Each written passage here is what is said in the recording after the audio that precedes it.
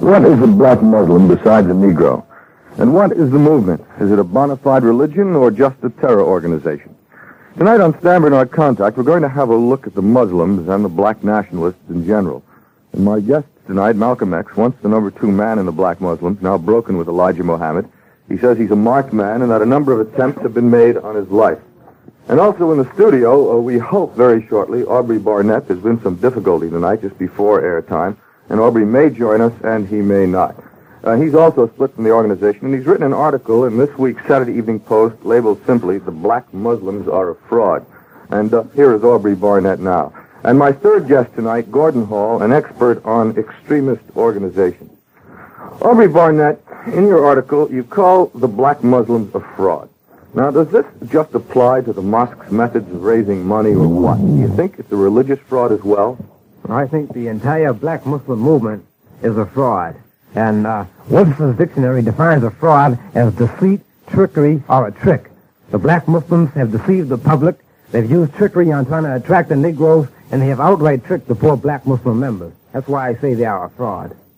Now, okay, they've tricked them. Now, this is in terms of the religion itself as well as the money raising. Well, as far as the religion of Islam is concerned, I might say right here that any similarity between the black Muslims and the true religion of Islam is purely coincidental. Malcolm X, I said at the outset that you were once the number 2 man. I think I can rightfully say that easily. You were certainly as well known as, almost as well known, or as well known as Elijah Muhammad. But I never was the number 2 man. You never were the number 2 man. The press said I was the number 2 man, but there were others ahead of me. How do you feel about this comment from Aubrey Barnett? Now, what he's saying is true, especially about the religion. The religion of Islam itself is a religion that is based upon brotherhood, and a religion in which the persons who believe in it in no way judge a man by the color of his skin. The yardstick of measurement in Islam is one's deeds, one's conscious behavior. And the yardstick of measurement that was used by Elijah Muhammad was based upon the color of the skin. Malcolm, it wasn't too long ago that you were preaching separation, black supremacy. You were, or separation at any rate, if not black supremacy. It sounded like black supremacy to a lot of people. How do you equate that now with what you're saying today? There's not one person who is a Muslim who believes in Elijah Muhammad today who believes in him more strongly than I did. When I was with him, I believed in him 100%. And it was my strong belief in him that made me go along with everything he taught. And I think if you check back on my representation of him while I was with him, I represented him 100%. What is your status now, Malcolm? How do you mean? Right now. I'm a Muslim. You must understand that the black Muslim movement, although it claimed to be a religious movement based upon Islam, it was never acceptable to the Orthodox Muslim world. And although at the same time it attracted the most militant, the most dissatisfied of the black community into it, and by them getting into it and the movement itself not having a real action program, it comprised a number of persons who were extremely young and militant, but who could not, and who were activists by nature, but who couldn't participate in things.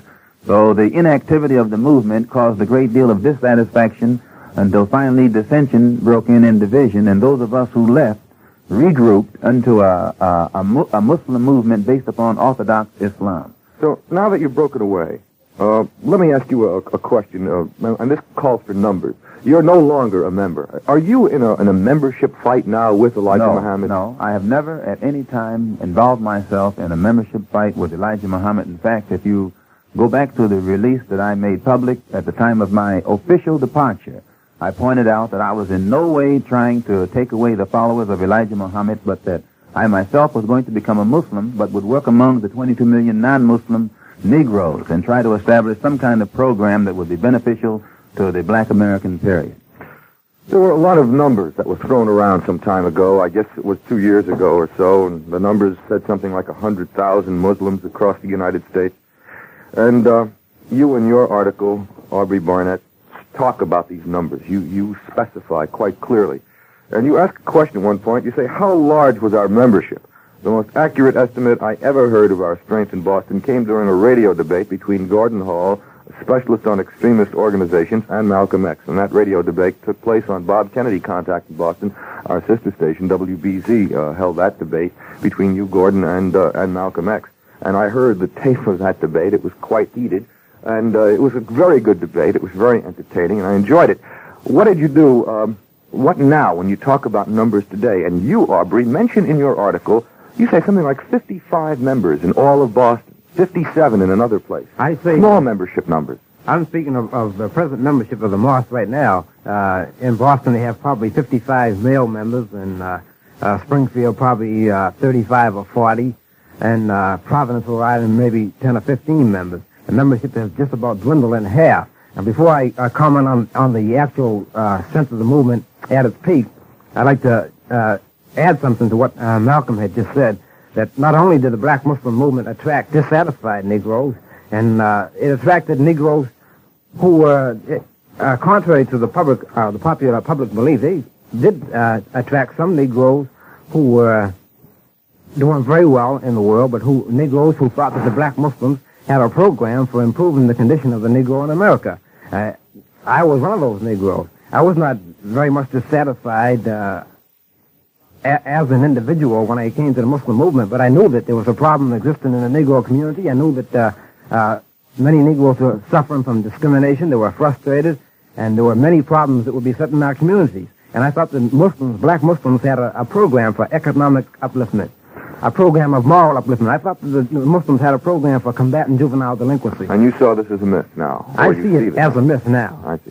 Gordon, you have been a critic of all extremist organizations. You sort of pinpointed the strength of the Muslim organization. And you say that the strength is basically a myth with these 100,000 numbers. How did you arrive at your own figures? Well, I do this work full-time to begin with, and I've done this work for close to 20 years. And when you follow extremists around, whether they're Negro extremists or white extremists, if you follow the Klan around the way that I did and penetrated their movements and found out numbers, you find out that they make a lot of noise, all out of proportion to their numbers, just as currently the Negro nationalists in the New York area are making noise all out of proportion to their numbers. And I think the real tip-off, Stan, came when Elijah was supposed to speak at the Boston Arena a few summers ago. I think it was July of 1962, and I flew back from the speaking day to Minneapolis and told the press that they couldn't possibly fill the Boston Arena, which seats 7,200 people, even if they brought in all of the people from the other mosques around the eastern seaboard, Connecticut, New Jersey, Pennsylvania, and so on. I also predicted that Elijah Muhammad would not show up, that he's an incoherent old man. He does not speak well. He doesn't make any sense in his public appearances. And I felt that Malcolm probably would carry the load that day, and it worked out precisely that way. This was a prediction long before they even opened the doors in the arena. And then, lo and behold, despite all the efforts to allow the white public in, plus all the sisters and brothers and all the fiddle-faddle about the whole show, they couldn't even fill downstairs in the arena. And they brought in 3,000, I think, was the figure, right? Yes, something like that. And that was the clear tip-off to me that this thing was built on quicksand, that they've never had any members, really. And this is pretty much the history of extremist movements in general, that they make noise all out of proportion to their numbers. This was based really on the reality of the situation and not listening to all the grandiose statements made by men like Malcolm X. What year was that? I don't have the figures with me, Malcolm. I think it was the summer of '62, if I remember. You were the main speaker. You mentioned that in your article, and you say there were 3,000 there, and Malcolm, you were the main speaker. I know a lot of white people there, too. No, there were about 200, which was a lot for those days. But I think you'll find that the Muslim movement reached its peak in strength in 1960, 59 and 60. And it began to taper off in 61 and in 62. Do you agree with Aubrey's figures that the peak strength was about 13 to 15,000? Would that be your estimate as well of the total Muslim movement? No, the peak the peak in 1959 and 60 was reached. But it began to go down after Elijah Muhammad took a trip abroad, plus became involved in other personal problems. And the movement itself began to deteriorate only after Elijah Muhammad put members of his own family in positions of authority, which weakened the structure and caused internal bickering and division, and eventually the movement just petered out. Gentlemen, we're going to get back to this in one moment. It's time for us to make a little money. It's the way the show survives all the time. East Side, West Side, all around the town. Another money-saving ShopRite supermarket comes to Patterson, New Jersey, at 142-160 West Broadway in Patterson. Open now and ready to serve you everything you could possibly want in meats, fish, shellfish, fresh produce, canned and frozen foods, baked goods, and dairy products. And there's a convenient service appetizer department, too. There's plenty of free parking, and the store is open late every night of the week. If you can't get to Patterson, get to the ShopRite supermarket nearest you and cash in on the carnival of grand opening celebration value. So why pay more? Shop ShopRite in Patterson, 142-160 West Broadway. The Wynn's contact number, Judson 2-6405. That's JU2-6405. You have a question tonight. Tonight is the night. Yes, sir. Just one more point, Stan. I think the whole point of this last discussion between Aubrey and Malcolm and myself would be to point out that the three of us agree that of a peak figure of, say, 15,000, regardless of the year, whether it was 1960 or 59, this is far below what the press had been estimating all over the country. And 15,000 Muslims in any country are not very many Muslims when you figure that we have, let's say, a Negro population of close to 22 million. This is just a drop in the bucket. See, Eric Lincoln came up with a figure of 100,000. Because he doesn't study extremists. That's why he came up with that figure. I have to contend with that, and I won't go along with what you're saying. In what way? Malcolm, in what way? See, Eric Lincoln is the person who was probably first to mention a number in regards to black Muslims. But you will never find any figure given out at any time in any way, not by me, concerning the numerical strength of the Muslims. I have never stated. My standing answer was that the best part of the tree is the root. And I never defined the extent of the tree beyond that.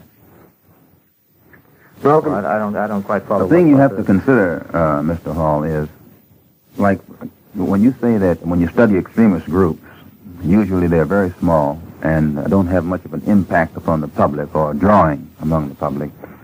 Whether you're in the north, south, east, or west here in the States, where the nationalists are concerned, usually nationalists have an anti-press, whereas the civil rights groups, or the accepted civil rights groups, usually the press, the city government, all of the machinery that has to do with molding public opinion goes along with civil rights groups. And whenever they're giving something, they have everything going for them toward promoting what they're giving. But when it comes to the nationalists, usually you'll find that they have to almost fight their way into print in advance if they're going to give something. And despite that, those obstacles and that type of organized opposition, still you'll find the nationalist groups, especially in the New York area, command a large following. I'll give you an example. This coming Sunday at 2 o'clock at the Audubon Ballroom, the Organization of Afro-American Unity, which I'm presently involved in, which is considered nationalist, are having a rally, and you are welcome to attend that. White, black, brown, red, yellow, green, or whatever else you have. And I think you'll find that despite the fact that we get no help whatsoever from the press, that we're able here in the New York area to attract larger crowds to our rallies than any other kind of rally that's given, and they are given the complete support of the press. But that doesn't prove anything, Malcolm, because Harlem is a big place. You'll get a lot of Negroes in. You'll get curious whites. That's not your membership. No, nobody. Just as when the Grand Dragon of the Klan speaks on campus, he will outdraw the vice president. He doesn't have to have membership to still be the influencing factor in the South.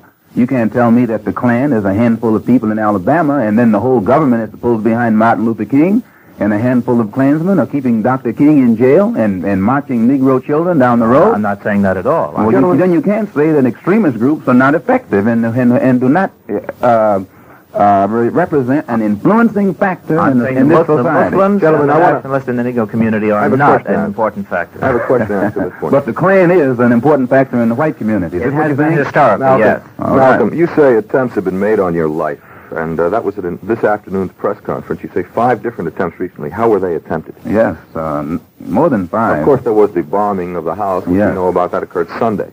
Yes, first I would like to point out about that bombing of the house, because the press has also been used during the past week to imply that I bombed my own house.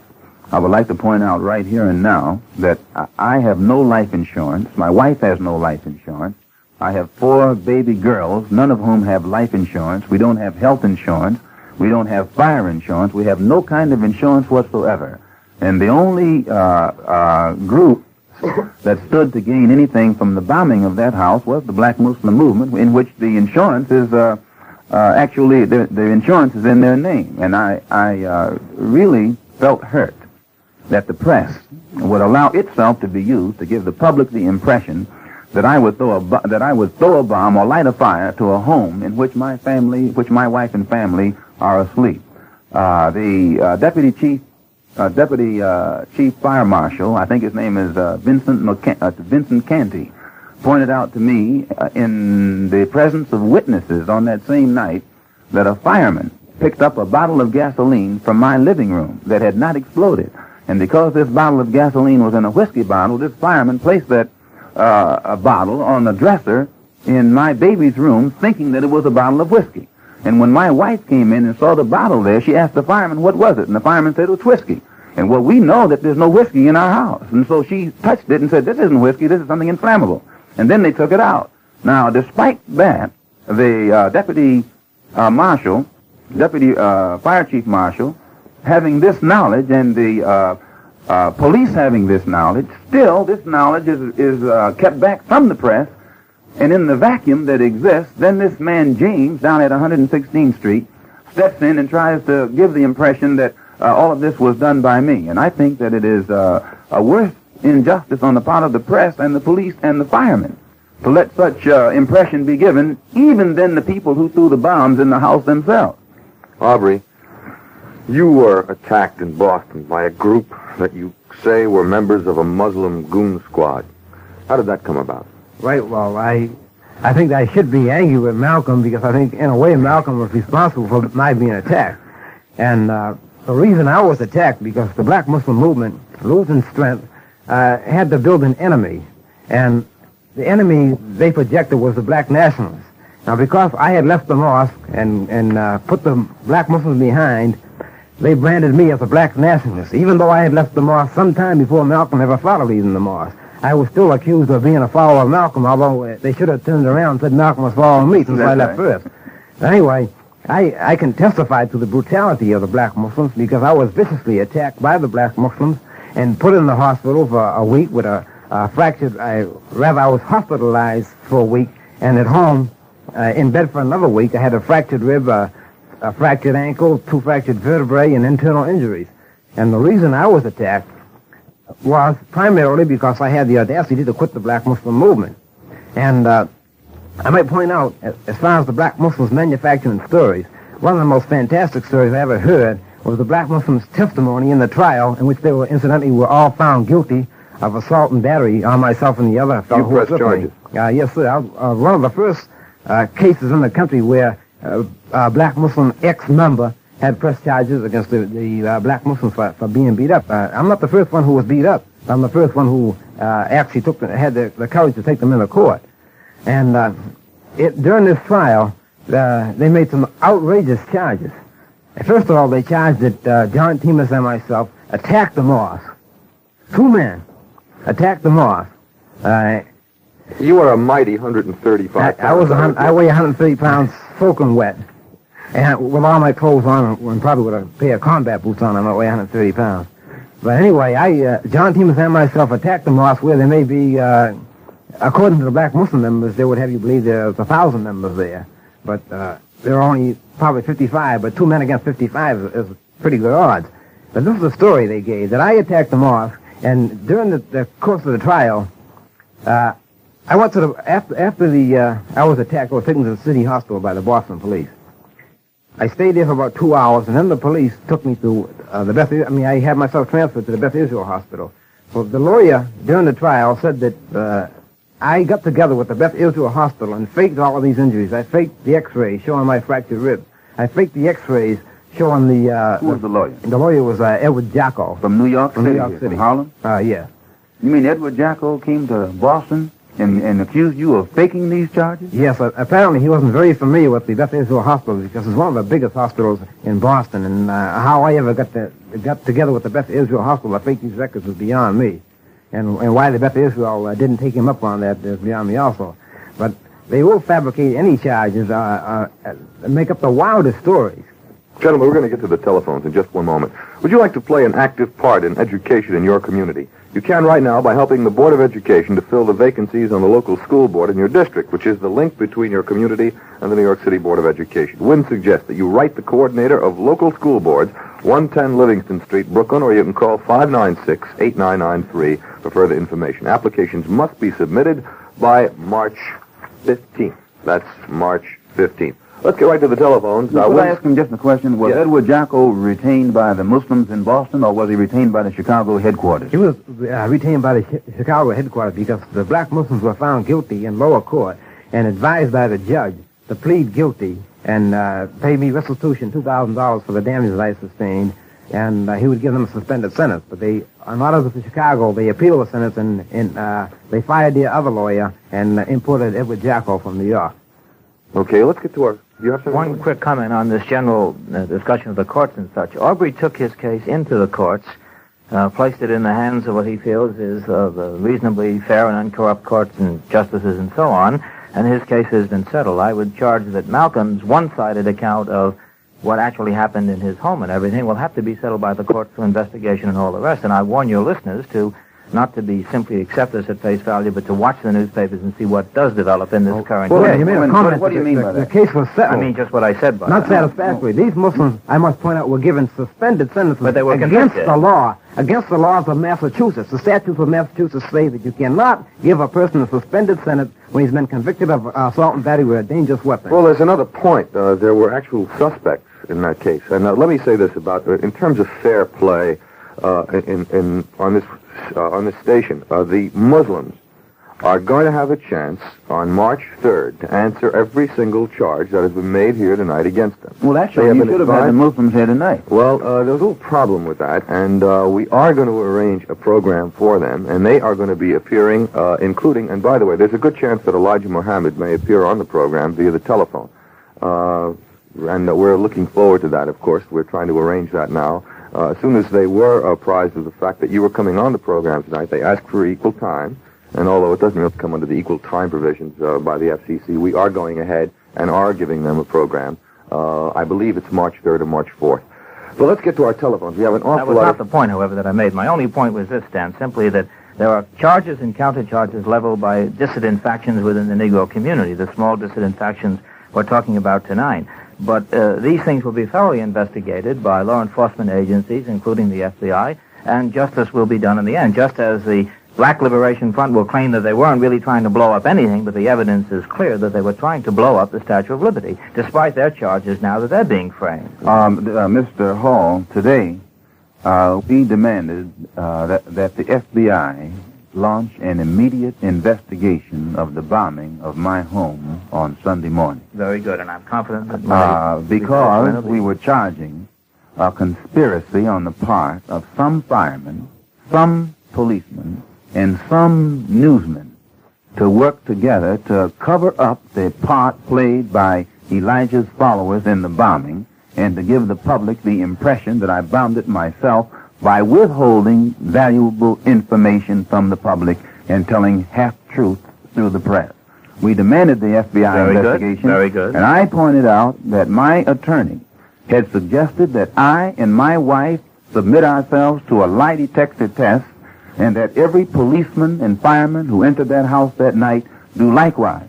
And we also suggest to the minister of the local temple here who represents Elijah that he, too, submit himself to a lie detector test, and Joseph, the fat one, submit himself to a lie detector test since he has implied that the bombing was done by people other than himself.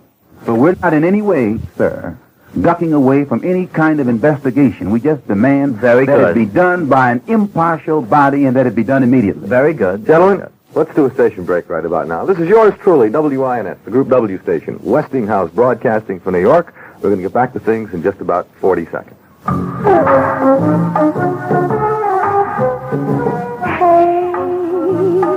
fella, do I need my umbrella?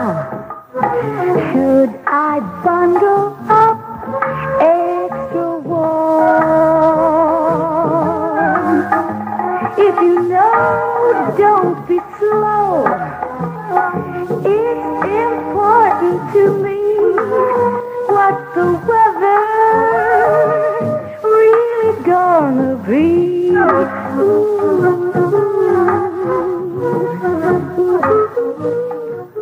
Partly cloudy and then becoming fair tomorrow. Colder with a high in the upper 30s. Clear and cold tomorrow night. The low 20 to 25. And for Saturday, fair and continued seasonably cold. The current temperature, 36 degrees. What is a black Muslim besides a Negro? What is the movement? Is it a bona fide religion or just a terror organization? Tonight on Stan Bernard Contact, we're talking about black nationalism and my guests, Malcolm X, Aubrey Barnett. Aubrey is a former black Muslim official from Boston. He's split from the organization and has written an article in this week's Saturday Evening Post labeled simply, "The Black Muslims Are a Fraud." And it's not a simple article at all. It runs about 7 pages and it's absolutely fascinating. And my third guest tonight, Gordon Hall, an expert on extremist organizations. You know, we haven't taken a single phone call yet, gentlemen, and I would like to very much right now. Let's find out what's going on out there. The Wind's contact number, Judson 26405. This is Stan Bernard Contact. You're on the air. Yes, I'd like to say that there's one thing about this business about Malcolm's home being bombed that really bothers me. He charges that the black Muslims did this. Now, there's one thing. They happen to own this home. It's not Malcolm's home. It's the black Muslims' home. Now, it seems very odd to me that the black Muslims would want to destroy their own property. It would seem more likely to me that Malcolm X would want to destroy the black Muslims' property. In other words, that he would try to just throw a couple of innocuous bombs in there that aren't going to hurt anybody. He knows they're not going to hurt anybody. They won't do too much damage. And he'll have a lot of publicity for himself. And then he can charge all he wants to, "I'll take a lie detector test," because he knows that a lie detector test is not admissible in court as evidence of anything. Malcolm, how do you answer that? I say this, that the black Muslim movement has never had as their motive the acquiring of that home. The possession of the home itself means nothing. Elijah Muhammad lives in a $150,000 house in Phoenix, Arizona. That house is worth less than $15,000. It's not the home itself, the material home itself, that is the object of the present court battle. There's more to it than that. And anybody, I should think people should question the deputy fire marshal and the others who investigated the bombing out there that night and let them give their story as to whether or not I could have set those bombs. And this is why I say I charged a conspiracy on the part of some of the firemen and some of the police and some of the press to give the impression that I said it. Why would they side with the black Muslim organization against you, though, Malcolm? I don't understand that. Well, why you, not them? Why them, not Let's you? answer your question this way. The press, whenever I mention that an attempt has been made on my life, they print it in such a way that I am implying that an attempt has been made. The black Muslim movement tried to kill me in Los Angeles airport 2 weeks ago while I was in the company of the Los Angeles police. The Los Angeles police stopped the TWA Airlines from taking off. They slipped airlines flight from taking off. They slipped me into a private room onto the plane through the basement. Because of the presence of these persons in the airport who were completely heedless of the presence of the police. Now, this airliner was held up an hour and a half. Every passenger aboard it was taken off. His luggage was searched. I was kept on the plane. My luggage was searched. And then the TW Airline security agent flew to Chicago from Los Angeles with me. I was met at the airport in Chicago by the Assistant Attorney General of the state of Illinois and at least 20 different detectives. I was held in their custody for 24 hours. I appeared on the Cup Sonnet show. When I came out of the studio, officials of the black Muslim movement in Chicago even tried to attack the police to get at me. This was the Los Angeles incident was not reported in the press. The Chicago incident was not reported in the press. A couple days later, I appeared on David Sussstein's hotline on a Tuesday night, February the 2nd.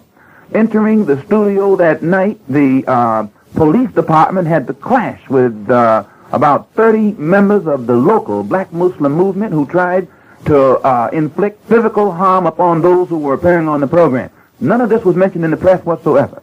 Now, when by this type of incident being kept from the press, then when I jump out and say that somebody is trying to kill me, the implication is given that I'm trying to do some publicity seeking or that I'm just making these stories up. But our police department from coast to coast in this country have the black Muslim movement well infiltrated, just as they have any other group well infiltrated.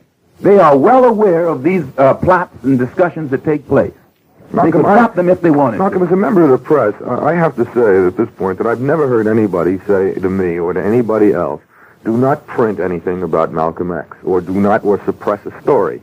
I have never heard that happen. When your house was bombed, it was handled as a lead story all the way. And whenever anybody that I know who is a member of the press is apprised of anything to do with Malcolm X, you're news. Sir, but here's the point. I'm news as long as what the news is about is something to project me in the image of someone with horns. But when it comes to objective reporting on things, I have you on this program tonight. And I don't think anybody is knocking you, and I don't think anybody... I don't want to get this down to I'm not saying that. I'm not dealing with your program. I'm dealing with this, that the impression like this man here, who just called in, tried to imply that I bombed my own home. Now, if he were aware of the physical attempts that have been made upon my life during the past year and the number of attempts that have been made, why, it wouldn't be difficult at all for him to see the ease with which that particular movement can blow someone's house up. Gordon? May I suggest one of the reasons, Malcolm, why you have the kind of image that you have in the broad public? I saw you on television the day that your home was bombed, and I, too, am a public lecturer who travels from state to state giving lectures before large audiences. You were smiling, and you were about to board a plane to go to Detroit on the same day that your home was bombed. You carried out a speaking engagement. If that happened in my home, I would never think of leaving my loved ones for fear that something might happen while I'm gone. You got on a plane and went to Detroit and gave a lecture. The black Muslim movement had its origin, as you know. But is that not true that you did that? I'm going to explain it. The black Muslim movement, as you, an expert, supposedly knows, had its origin in Detroit, Michigan. Now, those who are in the black Muslim movement symbolically regard Detroit as the Mecca, the root or the focal point of the origin or beginning of Elijah Muhammad's movement in this country. The fact that I was to appear at a rally in Detroit had been highly publicized in Detroit. My wife and I felt that one of the purposes of the bombing of the house was to keep me from going to Detroit. We discussed it, and she encouraged me not to delay my trip. I went to Detroit, made the speaking engagement, and flew right back here. The Wynn's contact number, Judson 2-6405. This is Stan Bernard. Contact, you're on the air. Hello? Yes. Hello, I'd like to address my question to Malcolm X. Go right ahead. Hello, Malcolm? Yes, sir. Well, I don't mean to sound rude, but aren't you kind of a hypocrite because you went all around the country preaching for the black Muslims? No, I think I'm quite honest, because as long as I believed in what Elijah Muhammad was teaching and what he represented, I represented him 100%. Now, I know how bad it makes me look to tell you today what Elijah Muhammad is doing. That does not concern me. As long as I believed in him, I represented him. But there were things about Elijah Muhammad that his followers right now know and that I know. That when he became faced with it, he didn't stand up to it as a man. And when he failed to be able to stand up to his own problem as a man, it was then that those of us who left the movement realized not only was he not divine, but he wasn't even a man. And it was then that we began to re-examine all of what he taught. And I was fortunate enough to be able to go into the Muslim world and discuss the whole situation with the Muslims there. And since then I have been trying to practice the Orthodox religion of Islam. But despite the fact that I'm trying to practice the Orthodox religion of Islam, I don't blind myself to the fact that our people in this country still have a problem that goes above and beyond religion. So we set up another organization that is not religious in order for all of us who want to participate in the struggle against these social, economic, and political evils in this country that confront our people can participate in them. And I don't think it's hypocritical at all for a person to be wrong and admit that he was wrong. Aubrey. I think it's hypocritical when you pretend to still believe in something when you cease believing in it. Aubrey, you stopped believing, too. You left the Muslim movement. You wrote this article, The Black Muslims Are a Fraud. What were some of the specific things you saw in the movement that drove you away from it? Well, some of the specific things that I saw that drove me away from it was, I'll take, for example, the economic myth. The Muslims in their propaganda had projected the thought that they had a vast economic empire in Chicago. This is one of the things that really attracted me to the movement. When I first became aware of the movement, I was a college student, and I was just in the process of graduating from Boston University, and I got a degree in Bachelor of Science degree in Business Administration. And when I started attending meetings, they used to tell me about the big businesses they had out in Chicago. 11 months after I joined the movement, I finally went and saw these big businesses. And they consisted of a grocery store, a barber shop, a restaurant, and a dress factory, which had 3 power sewing machines in it. Now, I was greatly disillusioned when I saw these things. But this was the extent of the great Muslim empire that they had been speaking about. So Well, was it just size? I mean, a lot of people, were you just disappointed in the fact that the size wasn't everything that everybody thought it was going to be? I was disappointed because they had projected this as being, in fact, in the literature they had described it as Elijah Muhammad had invented a great communal system where the people, the Negroes could get together and build businesses that would give employment, to all Negroes who needed jobs. And when I got out there, I found out that these are businesses that Negroes had been establishing all across the country without inventing any new communal system. Yeah, I very something about that economic. What he's saying is true, but I think I can shed a little clearer light on it. The businesses that the Muslim movement had established from coast to coast, all of them operated in the red. There was only one business in the entire Muslim movement that operated in the black, and that was the restaurant there on 116th Street right here in New York. In fact, the only Muslims in business who operated businesses in the black were the Muslims in the New York area. And one of the bones of contention that developed between the factions in the black Muslim movement was the jealousy that developed in Chicago toward the New York Muslims because they were more successful than the ones there in Chicago. There was another business, I think, that operated in the black, and that was the dress factory. And the reason that operated in the black was because they had a captive market. One of the things that the black Muslim members had to do was to buy these long robes for the women to wear. Now, although the Muslim women were encouraged to learn how to sew, they were also forbidden to sew their own garments. So they had to buy these garments from the dress factory in Chicago, which incidentally was owned by the daughter of Elijah Muhammad, Ethel Sharif. So this was a very successful business.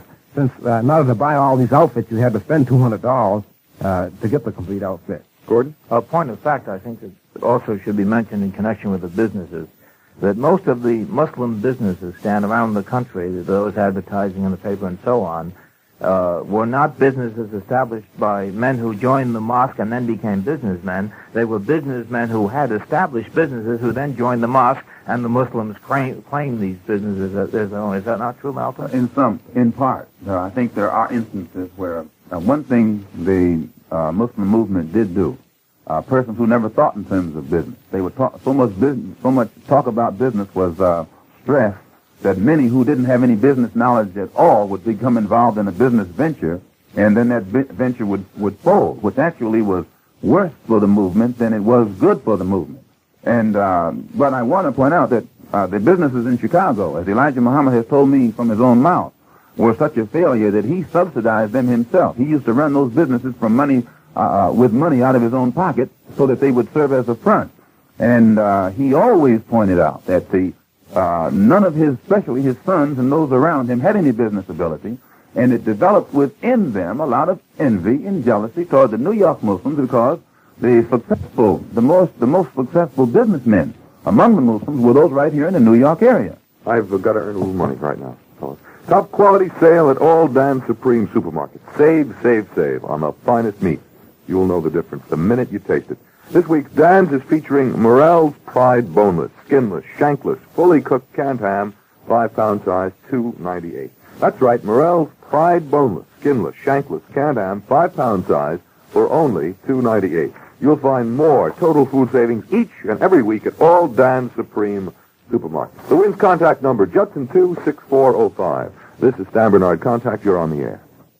Go right ahead. You there? No, let's try the next one, Steve. This is Contact. You're on the air. I'd like to address my question to Malcolm. I'd like to know, sir, why do you still use your ex? And as far as the public opinion about you, maybe it's because of your abrupt change from the black Muslim group to form your own national group that the public is sort of like, they don't exactly know where you stand. I mean, they figured, like you said before, that you were with the black Muslim and you were definitely with Muhammad.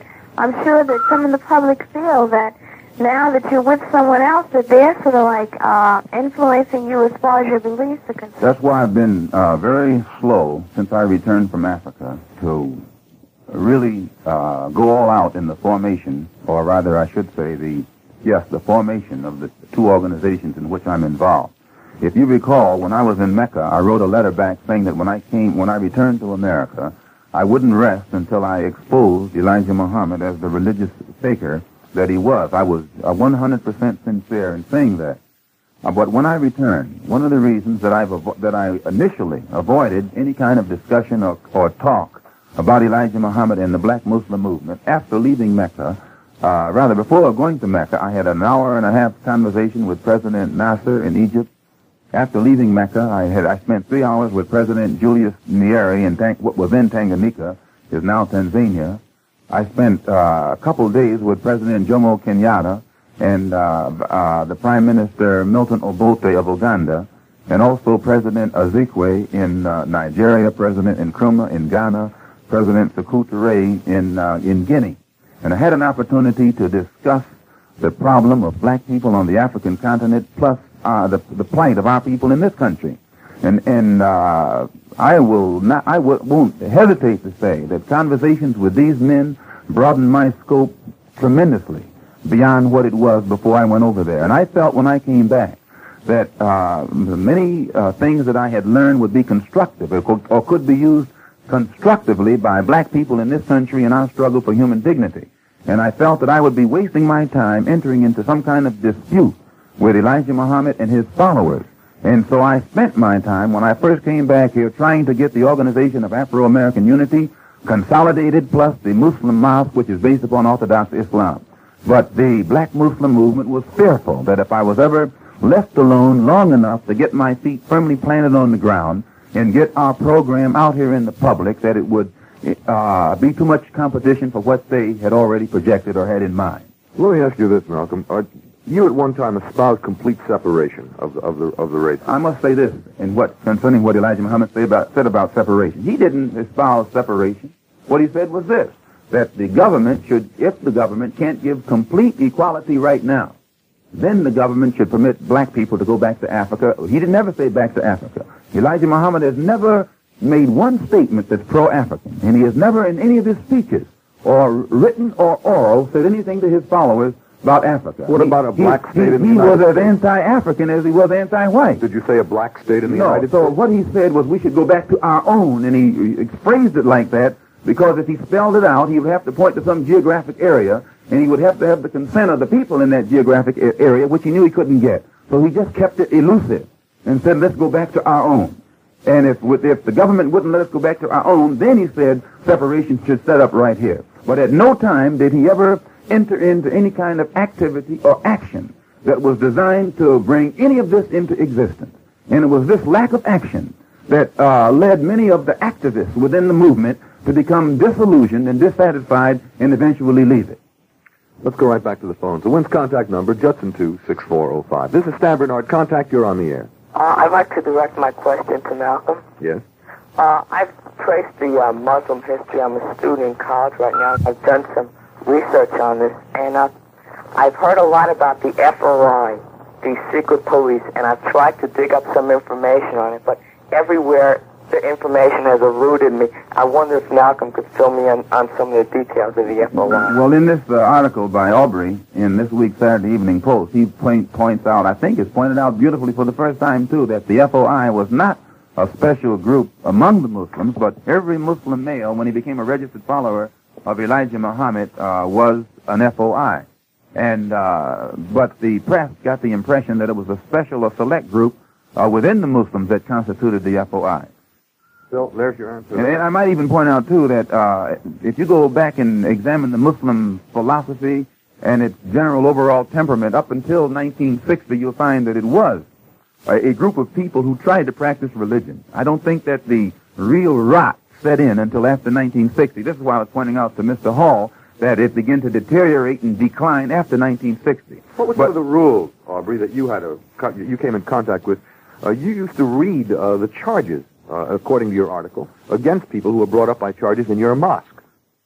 You go back and examine the Muslim philosophy and its general overall temperament, up until 1960, you'll find that it was a group of people who tried to practice religion. I don't think that the real rot set in until after 1960. This is why I was pointing out to Mr. Hall that it began to deteriorate and decline after 1960. What were some of the rules, Aubrey, that you came in contact with? You used to read the charges, according to your article, against people who were brought up by charges in your mosque. What kind of rules were they that were broken? Well, the black Muslims have their own rules and regulations that each member must follow. They have such strict rules as you can't go to the theater, you couldn't go to a sporting event, you couldn't attend a Christian funeral or even a Christian wedding, even if it was a relative of yours. Now, there's a very specific reason they do this. There are two reasons. One reason is because it costs money to do these things, and the other reason is they're teaching total dissatisfaction with the present society. So that if you can do anything to gain any satisfaction whatsoever from today's society, then you're contradicting what they are teaching. So a member would be punished. He could be put out of the mosque or punished in other ways for going to a theater.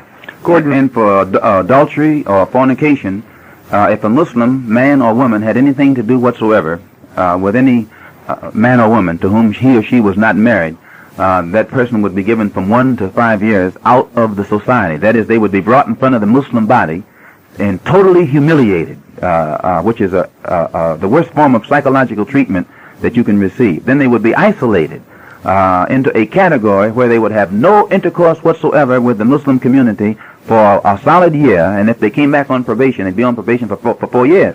Now, in 1954, a young girl who was a secretary in Chicago became pregnant, and she was brought in front of the Muslim community. She was humiliated. She was isolated by the judge, who was Elijah Muhammad. And everyone took it for granted that the father of her child was a non-Muslim because the other half was never brought to trial. In 1956, it happened to another young secretary in Chicago. In 1960, it happened to 4 more young secretaries in Chicago. And everyone at each time took it for granted that this was that the father of these offspring was a non-Muslim. I know the charge you're going to make. I'm not going to make any charge because I know what your libel laws are. I wouldn't say that, but here's what I'm pointing out. Anytime you find a judge who will sit on a bench and a young girl will come before him, and that young girl will be charged with adultery, and he will humiliate her, almost castigate her, and then sentence her into oblivion, solely to keep the court from knowing that he himself is the father of her children. That judge is not only fit to be a judge, but he's not even a man, because he doesn't even accept the fatherhood of the children which he is responsible for having brought into this world. And this type of rot is what caused the moral deterioration within the black Muslim movement today. Formerly, if you notice, no matter what kind of criticism you had of the Muslims, they were disciplined morally. They didn't drink, they didn't smoke, they tried to show respect for people, and there was that force within it, which was a spiritual force that made the rank and file one who believed in it capable of abstaining from many of the moral weaknesses. But after the real faith, the religious side, or the real spiritual power began to fade from the black Muslim movement, the power that used to enable the brothers and sisters to let their higher tendencies dominate rather than their lower tendencies, it was switched around. So that today, the reason you have so much incident of Muslim attacking Muslim is because the spiritual force that used to exist in the movement among the rank and file is gone. So now you have an organized group of people who do not have the moral strength to rise above or contain themselves from falling victim to their own low desires. Gordon? This is, I wish we had time. This is such a bundle of contradictions. All these words. Malcolm is the greatest one in the world for eating up the clock. He does it every time that I sit across the table from him. Now, he said at the outset that Aubrey X's piece, or Aubrey Barnett's piece, is a wonderful piece. And Aubrey says that the religious emphasis in the Muslim movement was a total fraud from start to finish. And now we're getting the story about this great uplift and the deterioration. No. The religious ingredient in the black Muslim movement was a fraud in the sense that it identified itself as an Islamic movement, as an Islamic, of being of an Islamic nature. It was a fraud in that it was diametrically opposed to Islam. It was, Elijah Muhammad himself is anti-Arab. He's more anti-Arab than probably the Israelis are. Now, when I say about the religion, sir, is belief in something. You don't have to be of a specific persuasion. I'm well aware for of it to that. be a religion. You don't have to define it for me. No, what the black Muslims believe in, they believe in it religiously. We believed in Yaqub. We believed in what Elijah Muhammad taught about an airplane up in the sky. We believed in some of the most fantastic things that you could ever imagine. Gentlemen, we believed in it because with us it was a religion. I have a question about the New York City Police Department. They would like to tell you that they have a new telephone number for public use in any emergency.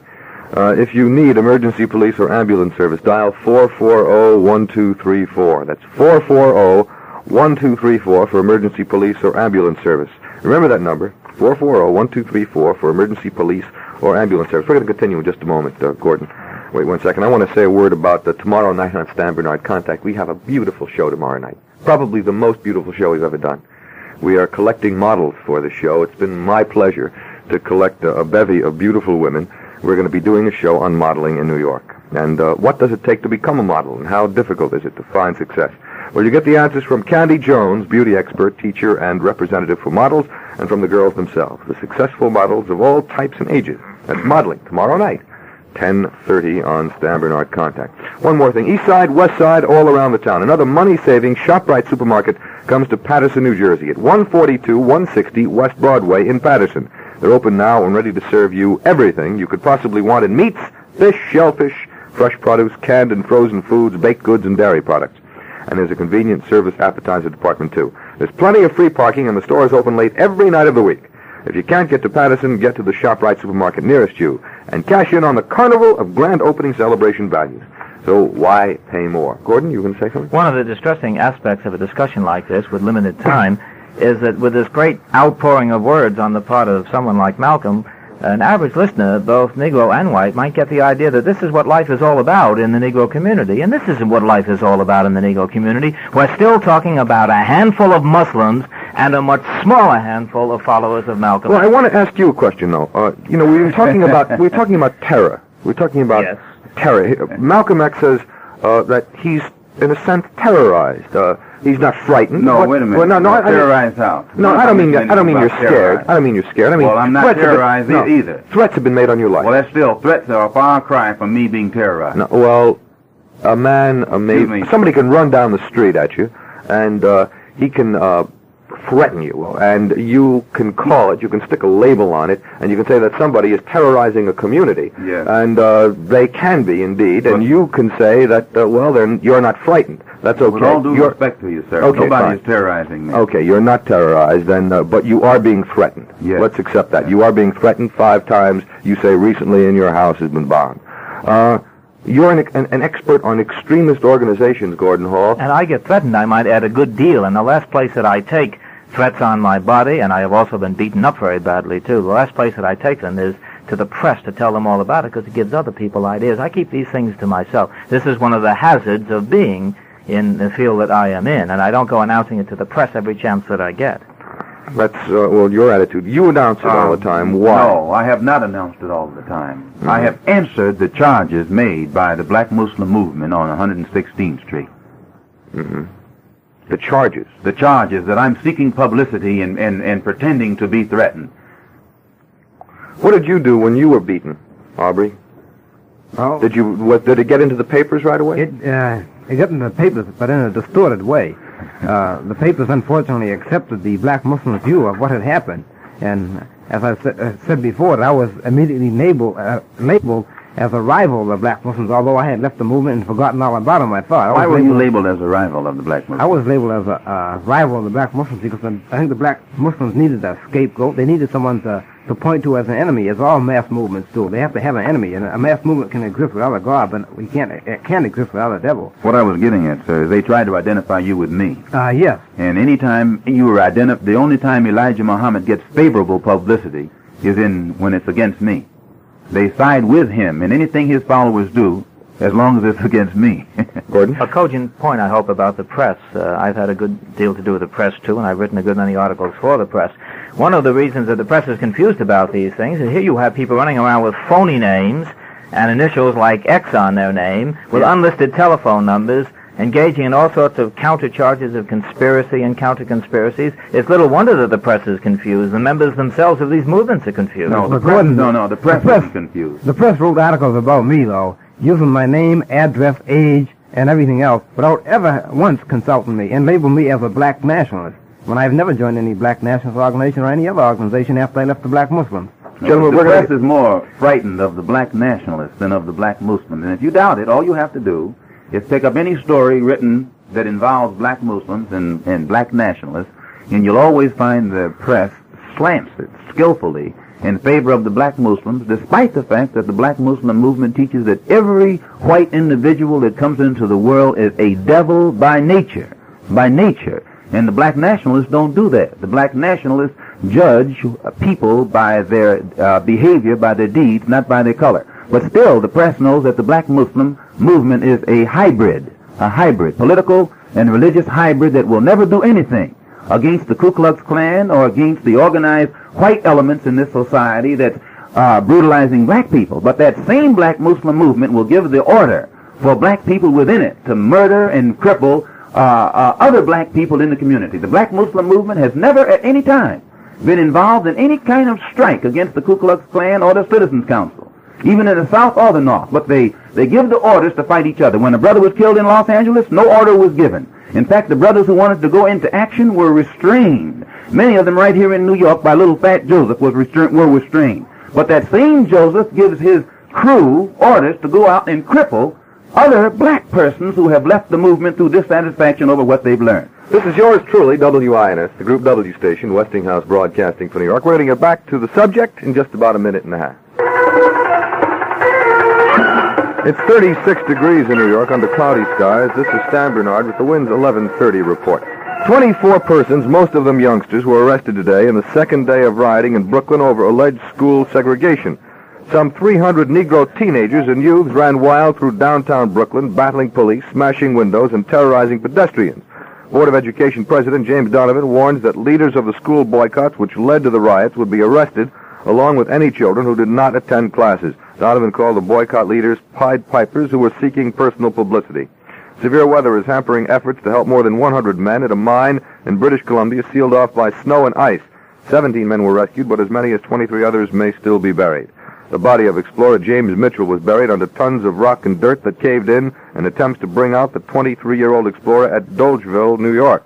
Mitchell was trapped Saturday, and efforts to save him were futile. In sports, NFL owners meeting in Palm Desert, California, have approved a 40-man player limit and for the first time in history recognized the so-called taxi squad.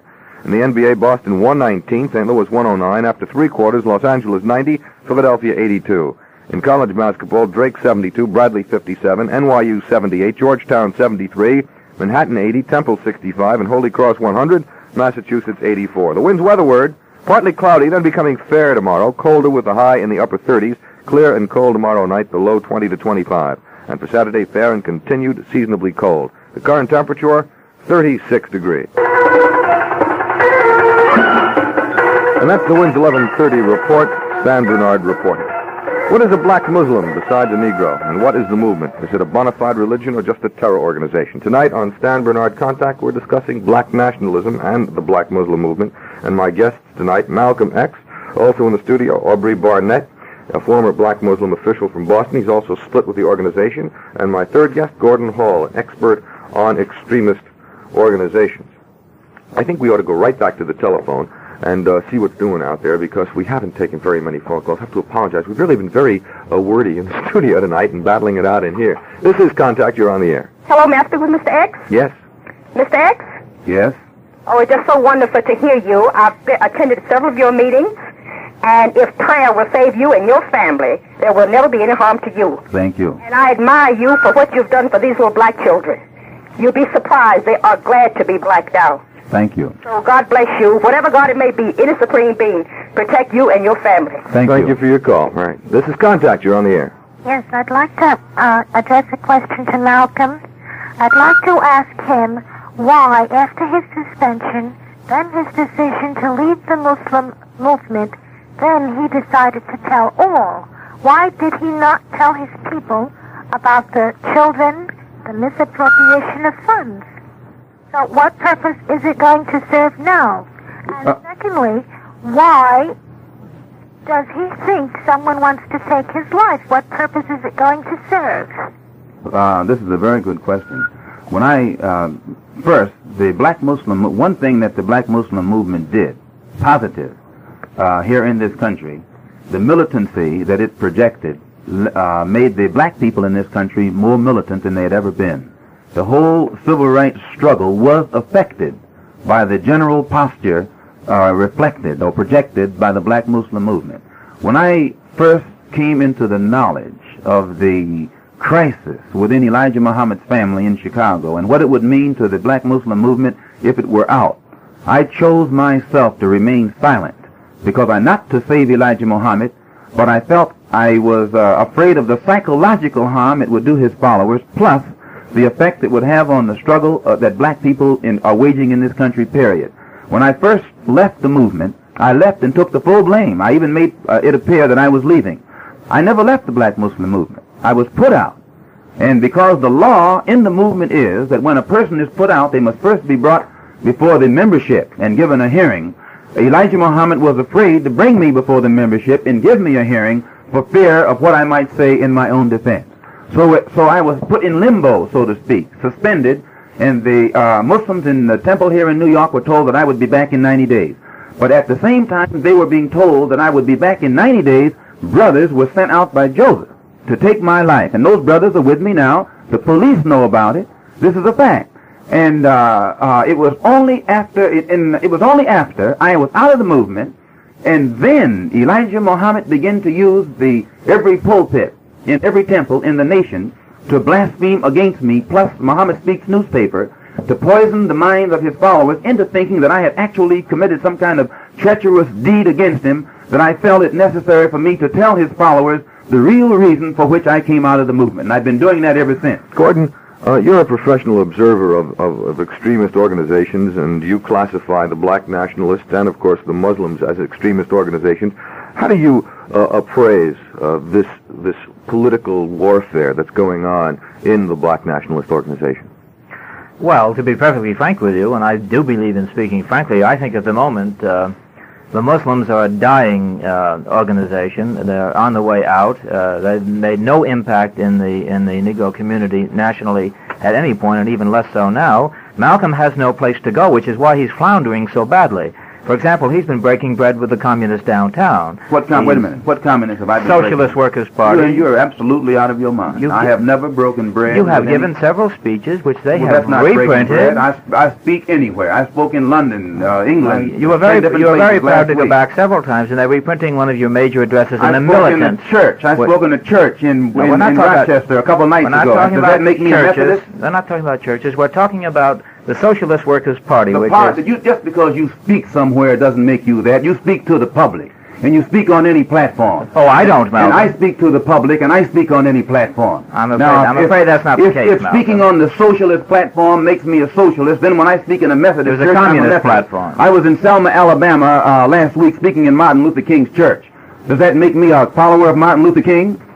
No, your line of reasoning, sir, doesn't fit me. Well, I'm just saying that I was asked the question by Stan, and I think that at the moment the nationalist movement has no place to go. They're floundering, and they're putting out lines everywhere. And there is an alliance in the general Harlem area between some of the Peking-based communists, the Progressive Labor Movement, and some of the others, the Bill Epton crowd. Bill Epton is a self-confessed avowed communist. You'd agree to that, wouldn't you, Malcolm? I know nothing about what Bill Epton's political philosophy is. Bill Epton, in my opinion, is one of the militant leaders in Harlem. Now, what his political beliefs are, I think that he has a right to them. I didn't say he didn't have a right. I'm just saying what he is. Well, and he has stated to me whatever personally. They are, I've interviewed him. He told me he's an avowed communist. So, whatever they are, he has a right to He'd them. like to see the system of ours completely junked as well. All I'm saying is that there's a lot of warfare. I think you'll find that a lot of the children that are out there in Brooklyn are on the rampage against the segregated school system here in New York City. May I speak? And King and some of his followers in Alabama right now are fighting against the same system. But you don't let other people speak, Malcolm. Well, say your words. I'm trying to. You would be kind enough to let me speak. Go right ahead, Mr. Hall. Well, at any Dr. rate, Hall. they're floundering now, and there's a lot of internecine warfare going on in the Harlem section, and most of the movements are small and splintered, and there are splinters of splinters, and I suppose only the future will tell which one will emerge victorious and perhaps claim the most members. I would make a prediction, and I think we could come back a year from now, Sten, and I think you may find Malcolm preaching a completely separate doctrine of leading some other kind of a movement. Well, you know, one of the best compliments that Dr. Hall here can pay me is just the things that he says. When he begins to pat me on the back, I'll be worried. Well, I'm not patting you on the back. When a now. person- I told you I up said- in I Boston said- I that said when you give a little begin- time and you'll be preaching a new line, I and you said, are. When you begin to pat me on the back, I'll be worried. When you begin, people of your profession, who make a profession out of dealing with groups in this country, when you begin to pat me on the back, then I'll be worried, sir.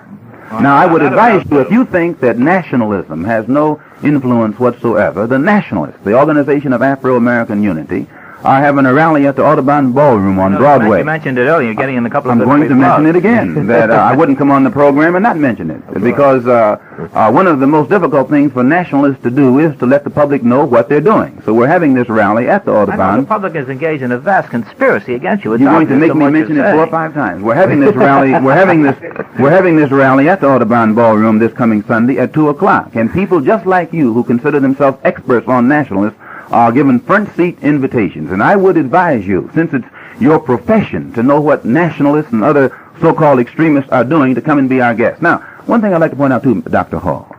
Whenever you find You black... know perfectly well I'm not a doctor, Malcolm. Well, you sound like an expert on something. I thought you were a doctor.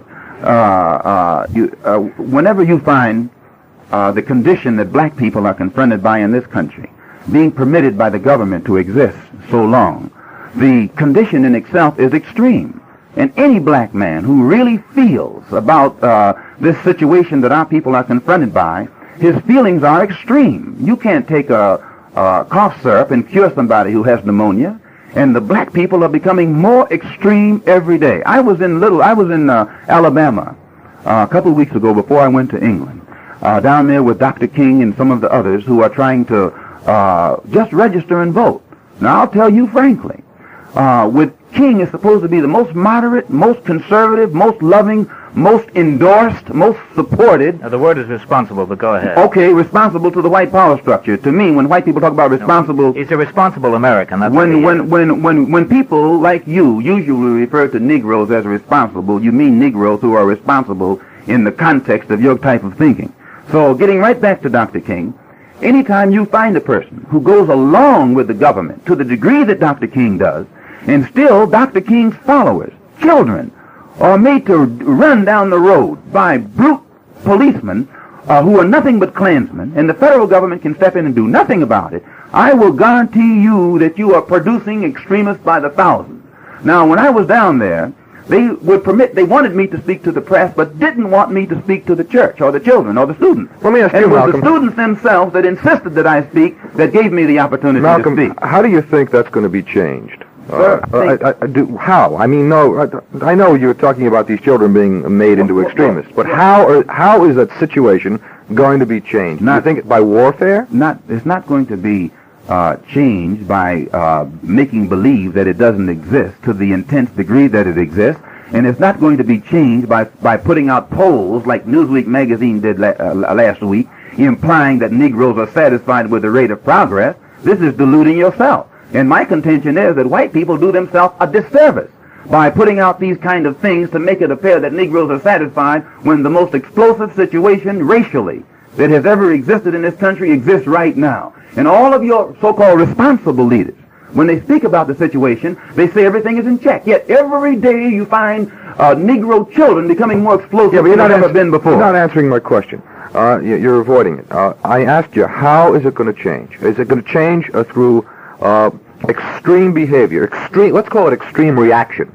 In other words, you are going to react extremely to a situation that you don't like. Now, how extreme can your reaction be? Well, sir, when Russia put missiles in Cuba, the only thing that made Russia get her missiles out of Cuba was when America pointed missiles right back at Russia. Are you suggesting revolution? I'm saying this, that when you respect the intelligence of black people in this country as being equal to that of whites, then you will realize that the reaction of the black man to oppression will be the same as the reaction of the white man to oppression. The white man will not turn the other cheek when he's being oppressed.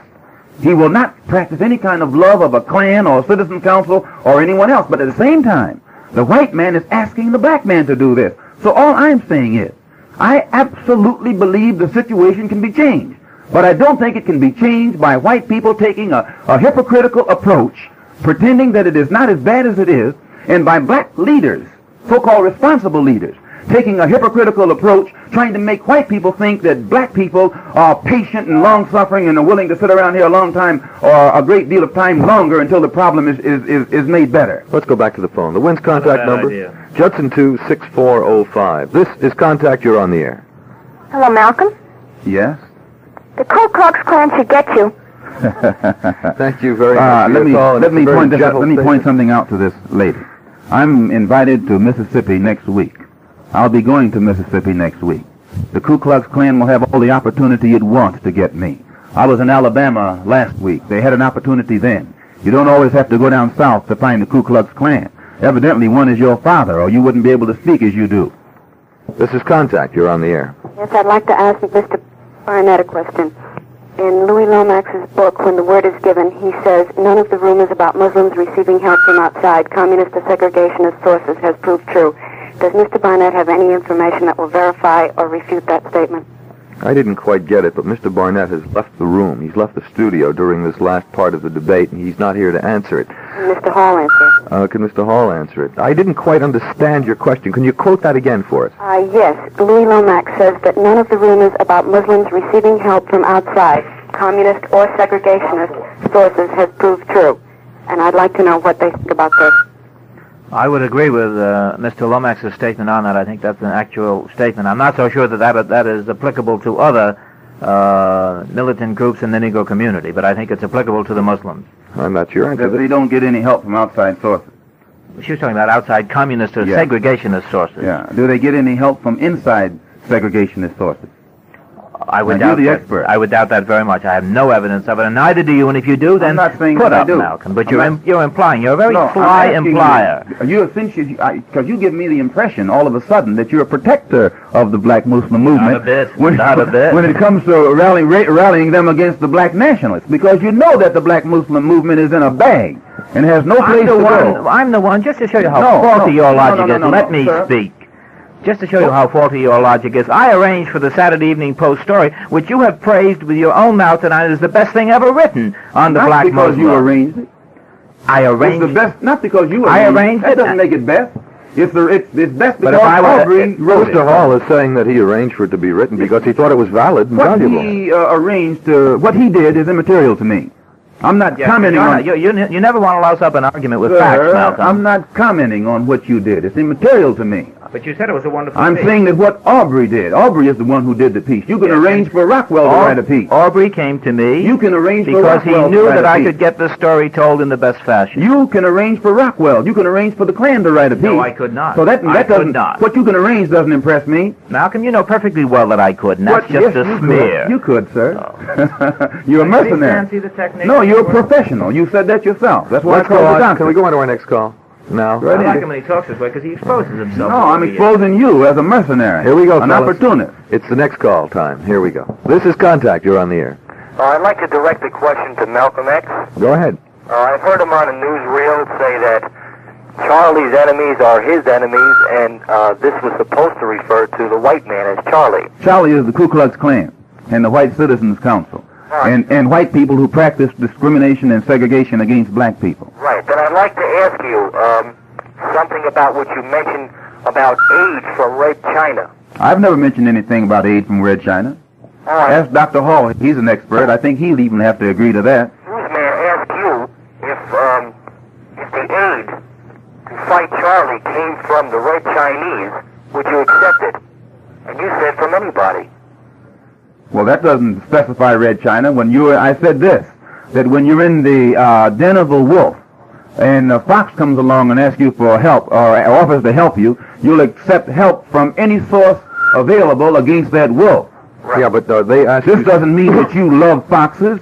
Did they specify? It doesn't mean that you love foxes. Did they specify when they asked you the question whether I you don't would think they accept said it? the Chinese, Communist China. If I recall, I could be wrong, but if I recall, I don't think they said specified communist China. But although let me say this about communist China. China is a nation of 700 million people. Physically, they exist. Physically, they exist. I don't go along with the American reaction of pretending that 700 million Chinese don't exist. When I was in Africa during the summer, everywhere I looked, I saw Chinese. It's only when I get back to America that I don't see any Chinese. I just don't think it's mature to pretend that 700 million people don't exist. That doesn't happen to be U.S. policy to pretend that they don't exist. Now, can you just say things that aren't so? No, well, I mean... The United States is well aware of Red China. She certainly is. They just detonated some nuclear bombs over there. Plus, her forces have the United States soldiers tied down in Saigon. She'd have to be well aware. She has half of your forces tied up. Well, you'd be crazy not to be aware of her existence. But at the same time, you're trying to give the public impression over here, the people, the impression over here that they don't exist. You're just saying that that's not the case at all. They're human beings, the same as you and I are. So you of course, espouse recognition of Red China and admission to the United Nations. Many of your senators in Washington, D.C. espouse the same thing. I think most intelligent, progressive people who are up to date in their thinking have finally reached intellectual and political maturity to the point where they feel that when you got that many people on this earth, you better recognize them and deal with them as human beings, and then they will deal with you as human beings. If you say that you shouldn't deal with them because they are communists, then why deal with Russia? Or if you say that you shouldn't deal with them because they fought United Nations forces in Korea, then why deal with Shombi? Shombi also fought United Nations forces in Katanga. If you use the same yardstick to measure these people all of the time, I think you'll end up with better results. All right, let's go on to our next call. Our WIZ contact number, Judson 26405. This is Stan Bernard Contact. You're on the air. Hello? Yes.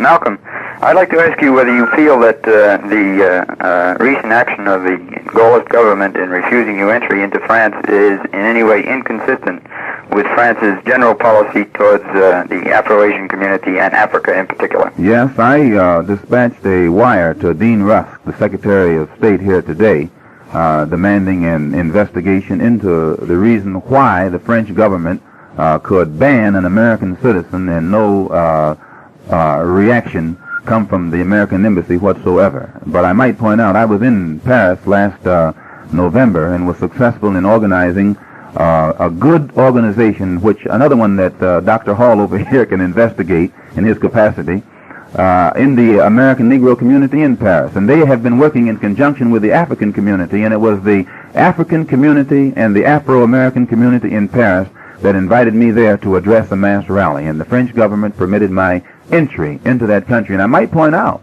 that it was the communist trade union workers in Paris that refused to let them have the hall initially, blocked their attempt to get the second hall, and eventually exercised influence in the French government to stop it. But the communist trade union workers, one of the largest unions in that country. And the reason I was in London, I had been invited there to attend the first Congress that had been given by the Council of African Organizations, who had a 4-day Congress, invited me to make the closing address because they were interested in the struggle of the black man in this country in his quest for human dignity and human rights. Okay, we're going to move on to our next call. This is Contact. You're on the air. Hello? Yes. May I speak to Malcolm X, please? Yes, go right ahead. I would like to, I don't have a question for Malcolm X. I would like to tell him that I am 100% with him for whatever he goes along with to helping the Negroes.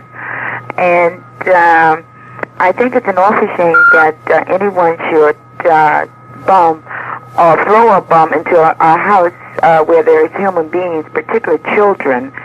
And I don't go along at all with the Muslim, so-called Muslims at all, because to me they're only teaching hate.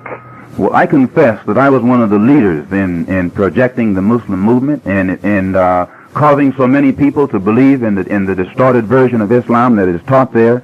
But at the same time, I have to point out that there are some progressive elements, right-meaning persons in the black Muslim movement.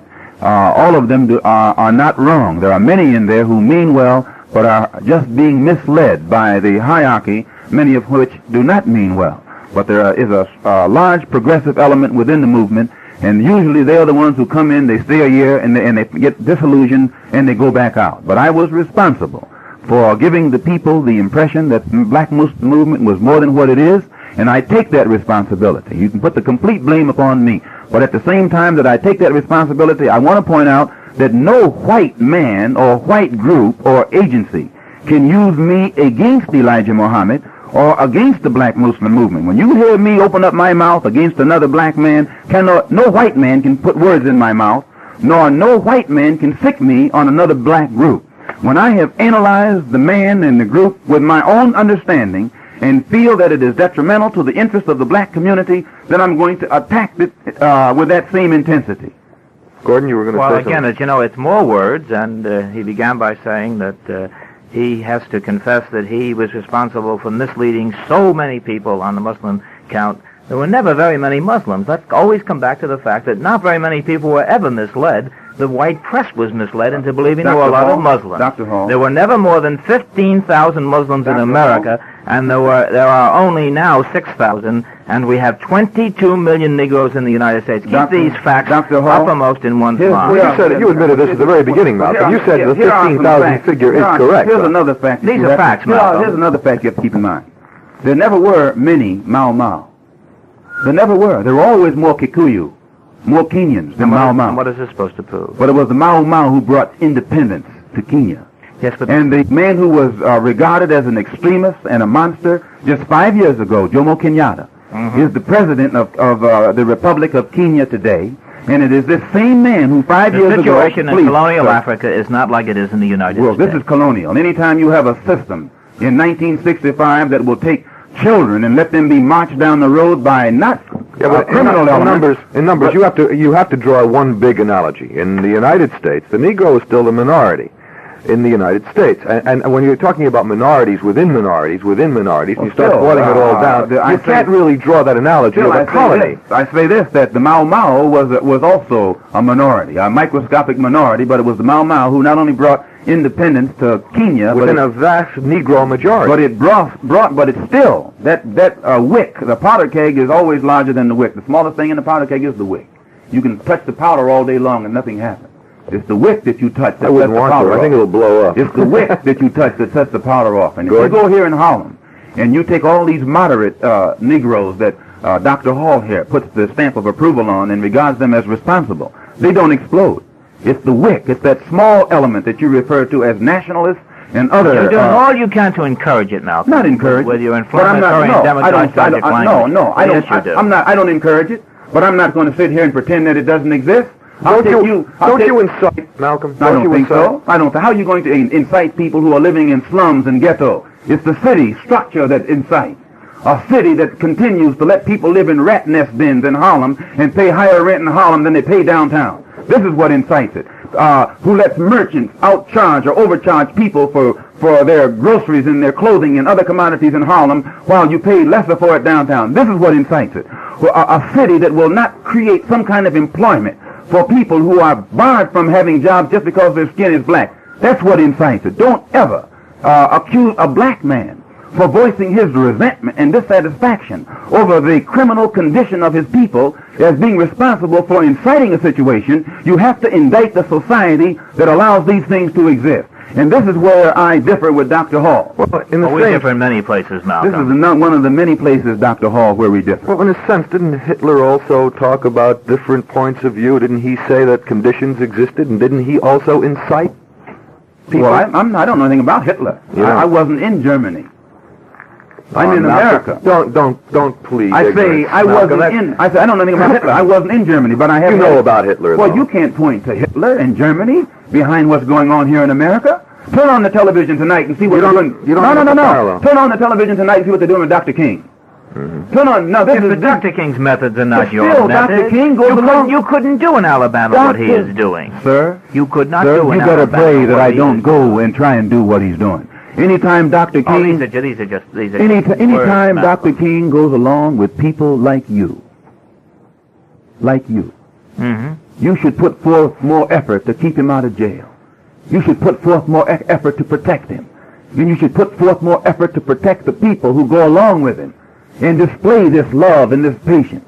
If you would do more for those people and spend some of your time trying to help those people instead of trying to attack me, probably this country would be a much better place in which to live. You spend too much of your time, doctor, trying to investigate. I rarely ever mention you, Malcolm. You're hardly worth mentioning. You spend too much of your time, Doctor, running around trying to keep track of dissatisfied black people whom you label as extremists. Hardly. Whereas if you would spend some of your time in these places where Dr. King is fighting, then you would make this country a better place to live in. Malcolm, I lectured all over the state of Alabama when you had nothing to do with the Muslims. Did you have on a white sheet? Did you have on a white sheet? Gentlemen, time. Bell. Here we go. Bell. Okay, that's round 15. We just had it. Dr. Hall, come up to the Audubon Sunday at 2 o'clock, and we'll continue it from there. I have Gentlemen, important things to do. We have to move on. Time has run out. I'd like to thank all of you for showing up tonight. Thank you very much, Gordon, Malcolm, and, of course, Aubrey Barnett.